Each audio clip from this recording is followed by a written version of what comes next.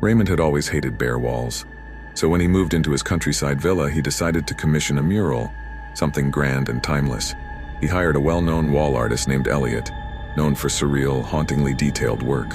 Raymond gave him no brief. Paint whatever comes to you. Surprise me. A week later, Elliot unveiled the sketch. It was a king, wearing ancient armor, seated on a crumbling throne. His face was cold, proud, eerily lifelike. Raymond's heart stuttered. He knew that face. Not well, but enough. I met this man once, 20 years ago, in Romania. He was a historian, or so I thought. He told me strange things, about bloodlines, about remembering who you were. Elliot laughed nervously. I don't know anything about that. This image just came to me like it was already on the wall. Raymond couldn't sleep that night. Every time he closed his eyes, he saw the king's face. The next morning, the mural had changed. Subtly, the king's eyes were now open. Raymond called Elliot in a panic. Did you alter the painting? Elliot swore he didn't. He hadn't even returned since the reveal. The next night, the king's hand was raised. Fingers curled around a sword hilt that hadn't been there before. And then, the throne behind him started to crumble, revealing scenes of war, fire, and Raymond himself, kneeling before the king. This is not art, Raymond whispered. This is memory. That night, Raymond scoured his attic for old travel journals. He found one from 2005, the Romania trip. Inside it, a pressed flower and a photo of a statue, the same king, but with one line carved beneath it. He never forgets those who owed him their lives. Raymond remembered now. He was caught in a flood, trapped and drowning.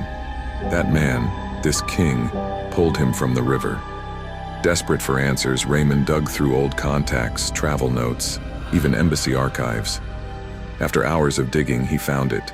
A name scrawled in an old guest book from a Romanian inn, Dr. Andrei Vlas, historian, specialist in forgotten monarchs. Raymond dialed the number. It still worked. The voice that answered was cold and calm.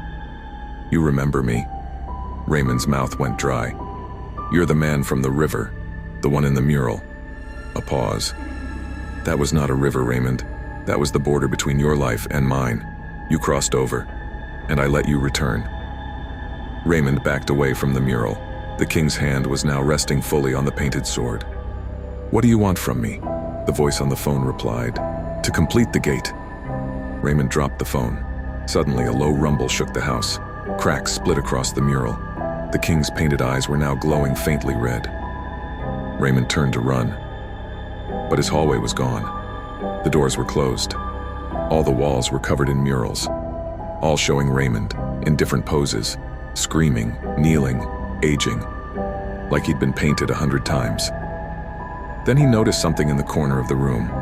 A dusty old easel, brushes, and a palette, and a note pinned above it. Your turn to paint.